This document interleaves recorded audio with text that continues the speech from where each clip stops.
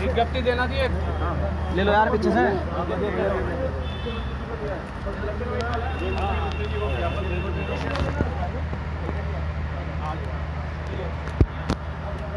नमस्कार दोस्तों, मैं राजेंद्र शर्मा दिनेश जी के से पोस्ट लाइव आ रहा हूँ कि हम अपनी न्याय हमारा हक की मुहिम के लिए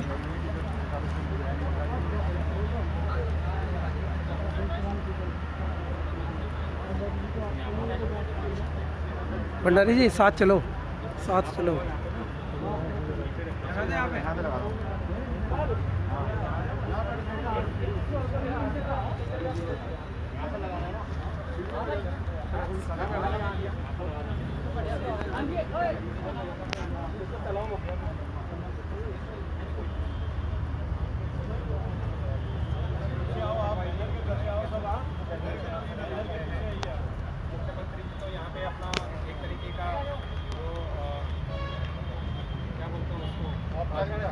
औपचारिकता रहती है और हमें तो ये लगता था कि शायद हमारे मुख्यमंत्री को पता ही नहीं है कि यहाँ पे क्या घटना हुई, लेकिन जब उन्होंने भाषण में बताया तो हमें बड़ा आश्चर्य हुआ।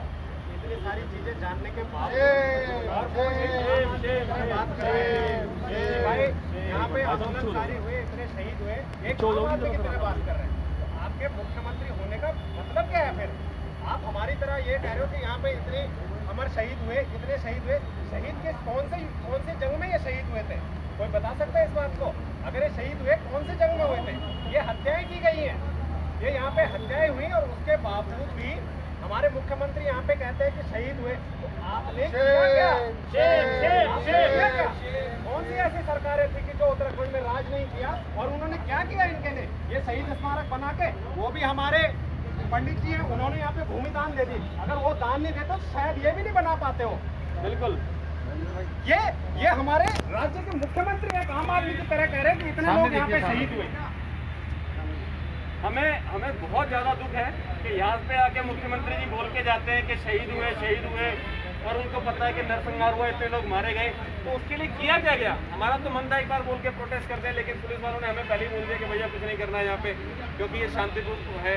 हम भी चाहते हैं यहाँ पे शांति बनी रहे।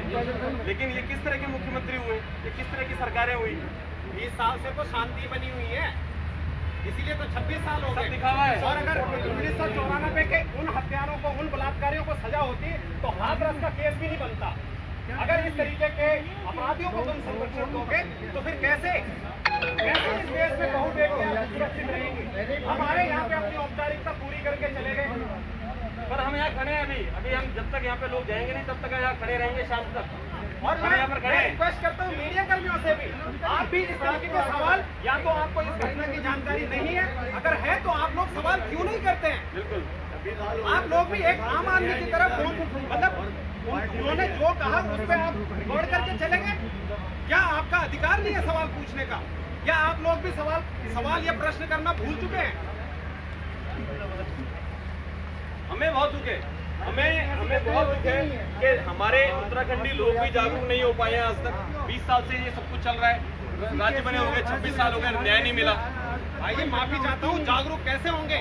जागरूकता का काम मीडिया कर्मी का है, लोकतंत्र का चौथा स्तंभ है। जब एक सुशांत के केस में पूरी जनता जागरूक हो सकती है, हुआ है मीडिया सर।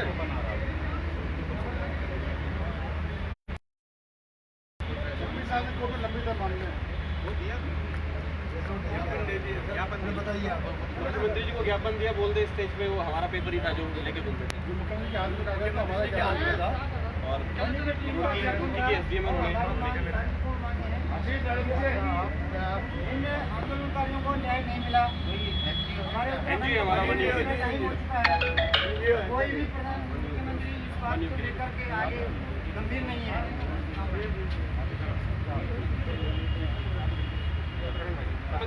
ठीक है, ये अध्यक्ष है हमारे वन्यू की टीम के।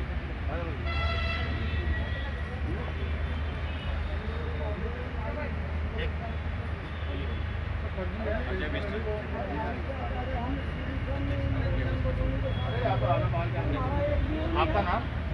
जय उत्तराखंड, मेरा नाम अजय बिष्ट है और मैं वन्यू के डेवलपमेंट हमारी एनजीओ है उसका प्रेसिडेंट। अजय जी, आप आज मुजफ्फरनगर में रामपुर तिराहे पर उपस्थित हुए हैं, किस तरह का आप प्रदर्शन कर रहे हैं, किसके खिलाफ क्या मामला है?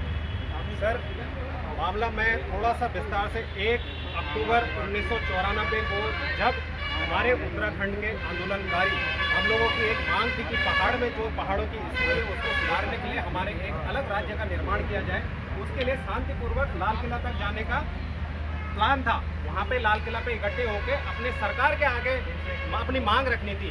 लेकिन उस समय की तत्कालीन मुख्यमंत्री जो सपा पार्टी के मुख्यमंत्री थे मुलायम सिंह और केंद्र में कांग्रेस पार्टी थी, उन दोनों की शह पे यहीं पे रामपुर तिराहा पे बसों को रोका गया, महिलाओं को अलग रखा और उसके बाद बसों में गोलियां चला दी। और अगर मैं झूठ बोल रहा हूं तो यहाँ पे आप किसी भी व्यक्ति से, जिन लोगों ने यहाँ पे भूमि दान दी है, तो उनको आप सवाल कर सकते हैं। महावीर शर्मा जी हैं, आप उनसे बात कर सकते हैं कि ये किस तरीके से उस समय नरसंहार हुआ था, महिलाओं के सारे अत्याचार हुआ, और उसके बावजूद भी जो हमें सुनाई देता है, अब हम प्रत्यक्षदर्शी तो है नहीं, जो हमें बताया कि कई लोगों को ईंट के भट्टों में जला दिया गया, कई महिलाओं को खेत में गाड़ दिया गया कि सबूत ही न मिले। आज यहाँ पे उपस्थित हुए हैं, आपका आज उद्देश्य क्या है यहाँ पे? सर, उद्देश्य ये है कि जैसे मैं आपको बता रहा हूँ, आप भी मीडिया कर्मी में हैं, लेकिन ये जानकारी हमारे आजाद भारत में जब हमारा संविधान लागू हो चुका है, उसके बावजूद हमारे एक शांतिपूर्ण प्रदर्शन में एक राज्य के लोगों पे इस तरीके की घटनाएं की जाती है, बर्बरतापूर्ण किया जाता है। अगर किसी को याद है कि अंग्रेजों के टाइम पे भी इस तरीके की अगर शर्मनाक हरकत अंग्रेजों ने हमारे भारतीयों पे करी थी, तो आप उसका उदाहरण दे दीजिए। लेकिन ऐसी घटना हमारे उत्तराखंड के मासूम लोगों पे की, आप लोग हर कोई इस बात का सबूत है कि हमारे उत्तराखंड के लोग किस तरीके से आंदोलन करते हैं। आज हमारा सर 20 साल हो गए, 1994 से 20 साल हमारे उत्तराखंड राज्य को बने हो गए, लेकिन हम आते हैं 2 अक्टूबर को यहाँ पे और अपना एक भाषण देके चले जाते हैं कि हम उन शहीदों को याद कर रहे हैं। मेरा ये प्रश्न है, ये शहीद कौन से जंग के शहीद थे? मेरा ये प्रश्न है, अगर वो शहीद थे तो कौन से जंग के थे? और कल रात हम यहाँ पे आए थे क्योंकि 1 तारीख की रात को यहाँ पे घटना हुई थी, तो हमने कल यहाँ पे वन यू के टीम ने और उनके साथियों ने महावीर शर्मा जी के साथ उनके आदेशानुसार हमने यहाँ पे 501 घी के दिए जलाए और उन शहीदों को याद किया और नमन किया। और फिर आज भी हम, पिछले साल भी हमने जंतर मंतर से अपने भारत सरकार को, राष्ट्रपति को, इवन जो हमारे गृह मंत्री हैं अमित शाह जी को, उत्तर प्रदेश सरकार और उत्तराखंड सरकार, सबको हमने ज्ञापन दिया कि आप एक एसआईटी का मांग कीजिए, एसआईटी का गठन कीजिए, जिससे ये जो केस में है, इस केस में लोगों को न्याय मिले। हम क्या मांग रहे हैं? हम न्याय मांग रहे हैं। अगर मेरे संविधान में न्याय हमारा हक नहीं है तो हम संविधान की कस्में क्यों खाते हैं? कौन वो लोग हैं संविधान की कस्में खाते हैं और फिर संविधान की खुलेआम धज्जियां उड़ाते हैं? अगर धज्जियां नहीं उड़ी हैं तो आप लोग बताएं कि ये शहीद स्मारक किनका है और कौन वो शहीद, किस जंग के ये शहीद रहे हैं। आज हमने ज्ञापन दिया है मुख्यमंत्री साहब को, आप देख सकते हैं, वहां तक हमने पहुंचा है। हमने मांग करी है उत्तर प्रदेश, उत्तराखंड या केंद्र, सब में भाजपा की पूर्ण बहुमत की सरकार है। अगर वो चाहते हैं, अगर उन्हें लगता है कि हमें इस पे कुछ करना चाहिए, तो एसआईटी का गठन करें और उन आंदोलनकारियों को, उनको नहीं, जो लोग शहीद हो गए उनको न्याय दें। हमारी इतनी मांग है। जय भारत, जय उत्तराखंड। बहुत जबरदस्त। एक ज्ञापन की कॉपी दे दो, ज्ञापन की फोटो ले लो। ऑफिस खत्म हो जाएगी। लेकिन इसमें अभी जो ज्ञापन है उत्तराखंड सरकार को जो मिली वो सारा चला गया है। इसमें आप इसको बाकी कंटेंट सेम है,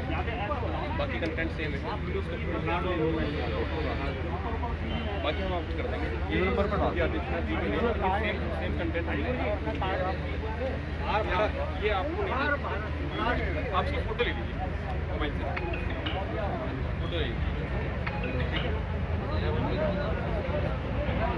जब तक इसके मार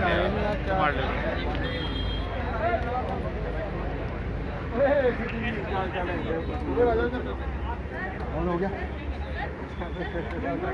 भंडारी पेपर लेगा उसकी फोटो। हाँ वो तो ले रहा हूँ, मैं ले रहा हूँ। ले भाई यहाँ को थोड़ा छाया तो लेके खड़े हो जाओ ना, मुझे पकड़ा दिया थोड़ा आराम से।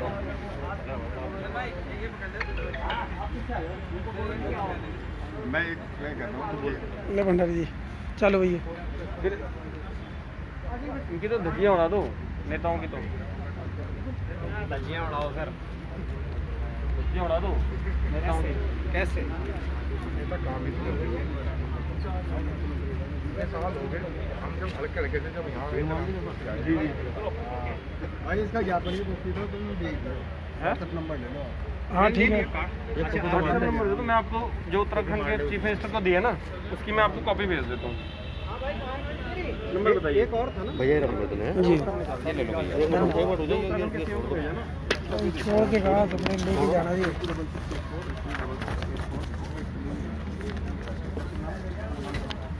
ले लो भैया।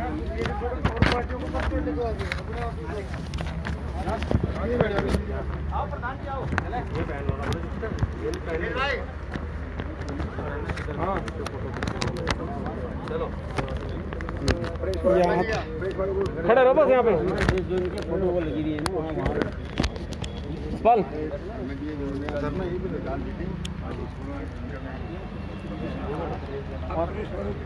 मुझे एक बार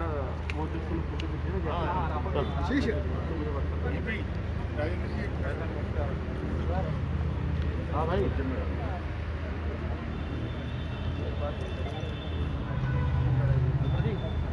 इतना मैं रक्षा कर दो 2 मिनट के दायरे में 2 मिनट में मैं रक्षा कर दो।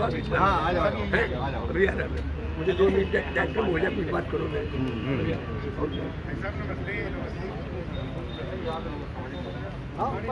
उत्तराखंड भाई जी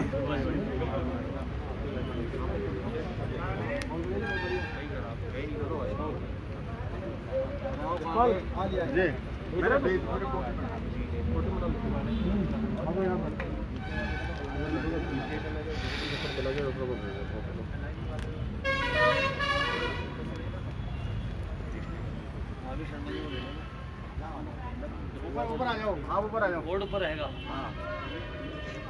जसपाल दोनों तुम्हें सेम ही भेज दी यार। जसपाल दोनों सेम भेज दी यार। फोटो तो की जो प्रिंट आउट है प्रिंट आउट ही तो